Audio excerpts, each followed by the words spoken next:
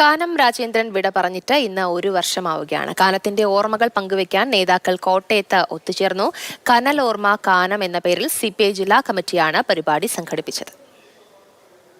കാനം രാജേന്ദ്രനെ വിദ്യാർത്ഥി നേതാവായി വളർത്തിയ കോട്ടയം ബസേലിയസ് കോളേജിൽ രാഷ്ട്രീയ വ്യത്യാസമില്ലാതെ അവർ ഒത്തുചേർന്നു. കാനത്തിന്റെ ഓർമ്മകളിലേക്ക് നങ്കൂരമിട്ടു. കാനത്തിന്റെ സഹപാഠിയും ഓർത്തഡോക്സ് സഭാധ്യക്ഷനുമായ ബസേലിയോസ് മാർത്തോമ മാത്യൂസ് തൃതീയൻ കാതോലിക്ക ബാവ മുഖ്യാതിഥിയായിരുന്നു.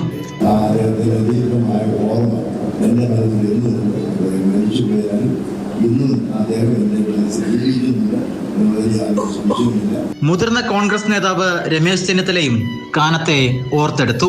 രാഷ്ട്രീയമായ വ്യത്യാസങ്ങളുമില്ലാതെ ഒരു സഹോദരനെ പോലെയുള്ള സ്നേഹം എനിക്ക് വാരി തന്ന വ്യക്തിയാണ് ശ്രീകുമാർ. മന്ത്രി GR അനിൽ, തിരുവഞ്ചൂർ രാധാകൃഷ്ണൻ MLA, പന്ന്യൻ രവീന്ദ്രൻ, MP-മാരായ ആന്റോ ആന്റണി, ഫ്രാൻസിസ് ജോർജ് ഉൾപ്പെടെയുള്ള രാഷ്ട്രീയ, സാമൂഹിക, സാംസ്കാരിക മേഖലയിലെ നിരവധി പേർ അനുസ്മരണത്തിനായെത്തി. മാതൃഭൂമി ന്യൂസ്, കോട്ടയം.